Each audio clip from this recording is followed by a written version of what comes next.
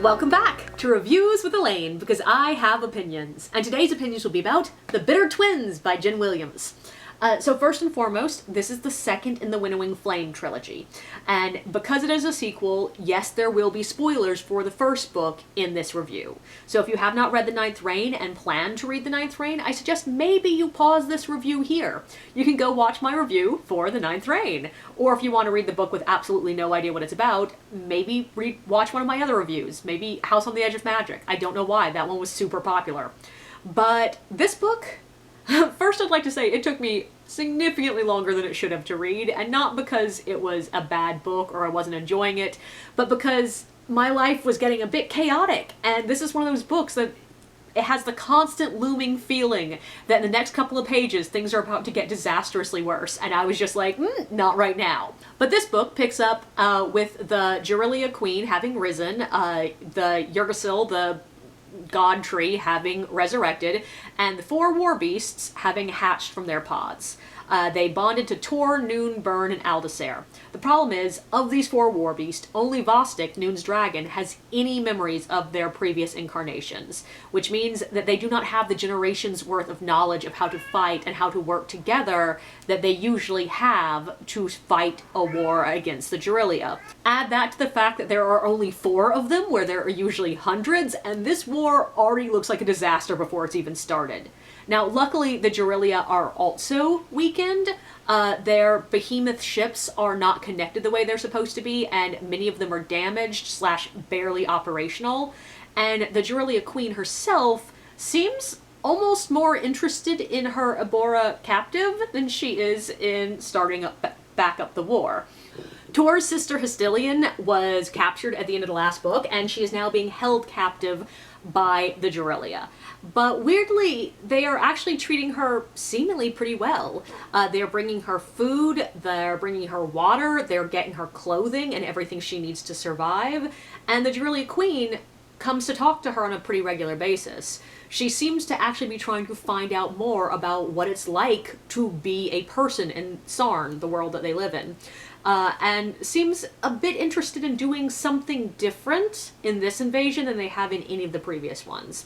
Meanwhile, in Abora, our heroes discover that there may be a record of the war beasts' previous lives, and desperate to find some way to build the connection they should have and they feel they need to win this war, Tor and Noon run off to track it down, leaving Aldacer and their human allies in Abora to protect the palace, the tree god, and the remaining unhatched war beast pods, which may prove to be the thing that will even the sides between the people of Sarn and the Jurelia.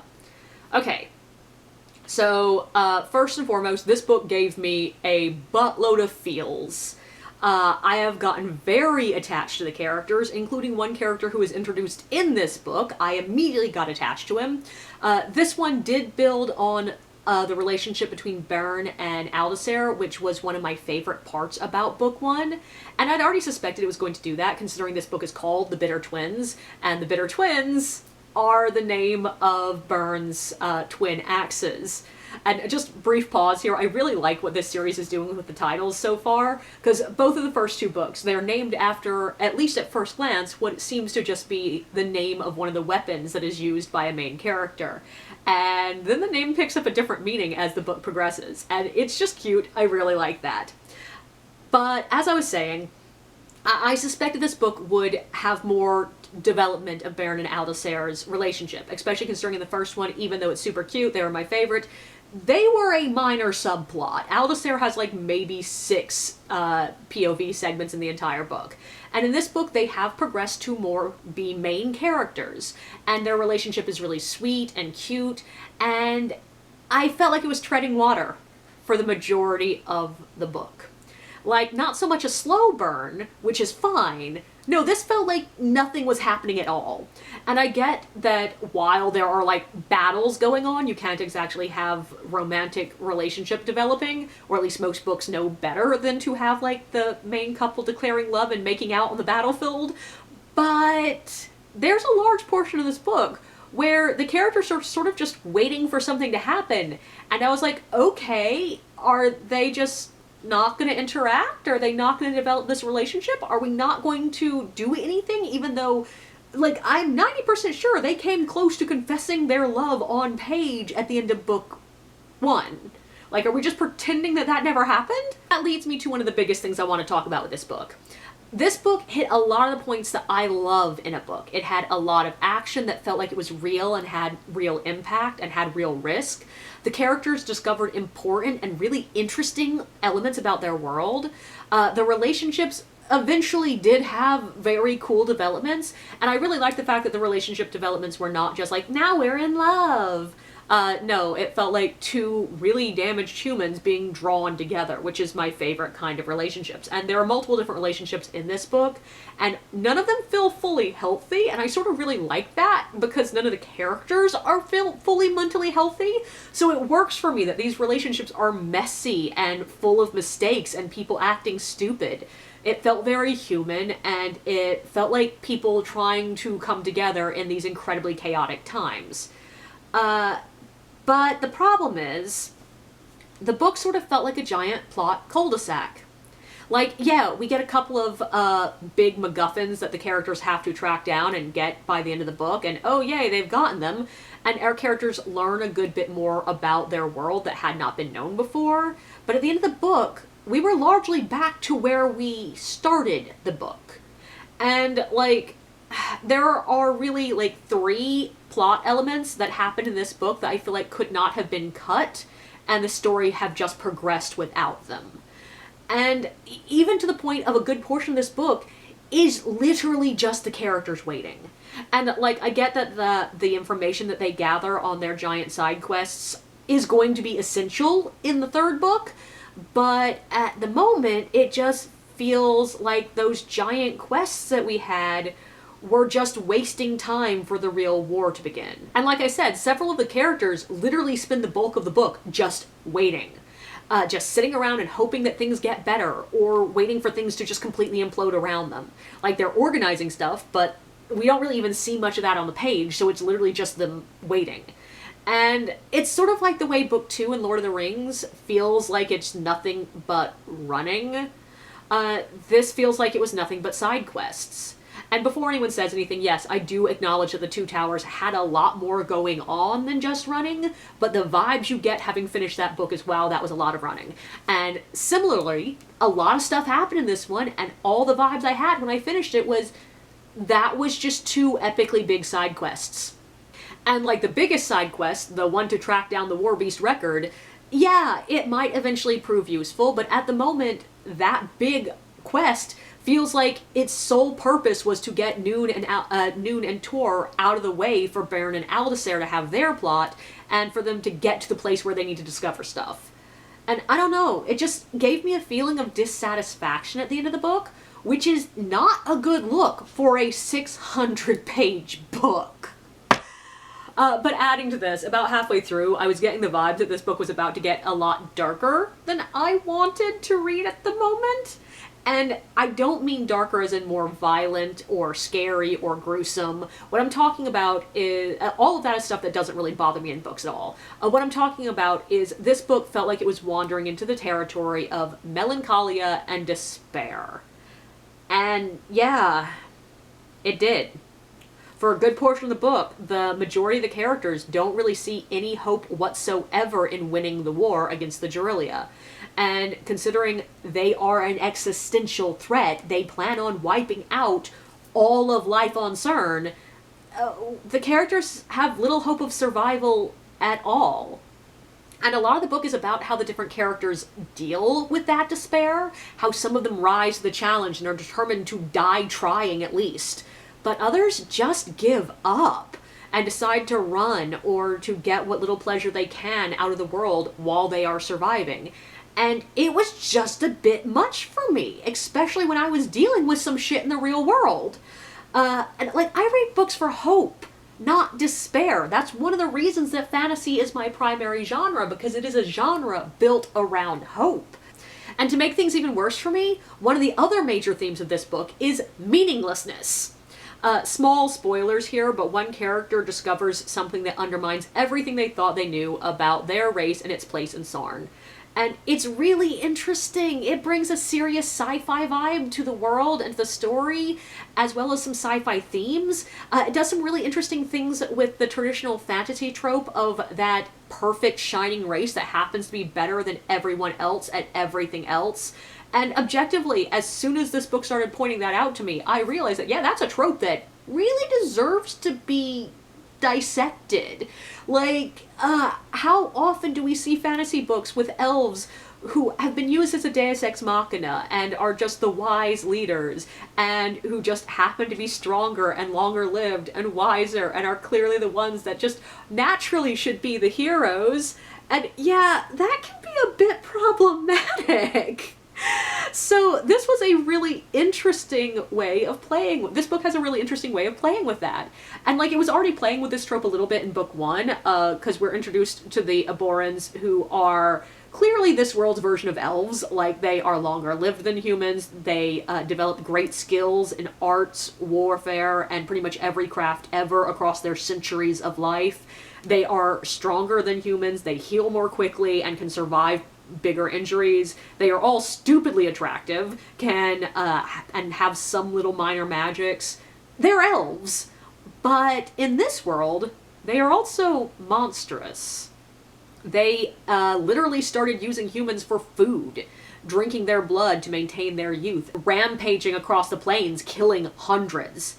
They deeply feel that they are better than humans, and humans are almost beneath their notice. Book is doing some really interesting things with a trope that is worth dissecting. But this sudden exploration of complete existentialism was, again, quite a bit heavier than I was hoping for in my escapist reading for the moment. And that leads directly into the last major theme that I want to discuss. A lot of this book was about what happens when people see themselves as innately better or more important than others. Including how that ties into people's desires for glory and greatness. And it's a really interesting theme. It's really well explored here. I really like the way that this book explores a theme through several different relationships. There's Vostok and the other war beasts. There's Arnia and, well, everyone. The Gerillia Queen and Hestilian. There's Vintage and Nanthema. And we get lots of different relationships and lots of different levels of seeming to be on the same level, but not being on the same level. People seeing themselves as vastly more important or slightly less. People taking it to the extreme versus the ones that are just a little bit pretentious. And it's all doing something slightly different, and it's all exploring it in a way that's really fascinating. But I do need to point out, it really disappointed me a little bit where we went with Vintage and Nanthema's relationship. Like, yeah, I do think it's an important theme to explore. I did see hints of it in the previous book, but spoilers here, things don't go great between them. And I had really hoped it would, because it's so rare to see a mature woman get a romantic subplot in a book that is not just about mature women having romances. Add in the fact that I really like Vintage as a character, and it was just hard to watch this relationship that she had built so much of her life around fall apart, and for her to slowly realize the woman that she has loved for, like, most of her life is not who she thinks she is. So needless to say, there's just a lot more dark shit happening in this book that I was not in the mood for. And that's not unusual for a middle book in a trilogy. The second book is usually where all the dangers and problems build up to the point that things start to feel a little bit hopeless. And at the end of the second book is usually the moment when, ooh, look, there's a beacon of hope, a way forward, we have a plan. And yeah, that's what happens here. But the problem is, the beacon of hope, the plan, is like the last 10 pages. Add in the fact that there's a character death, and it was gruesome and on page, and it was a character I had grown attached to, and it was just a lot.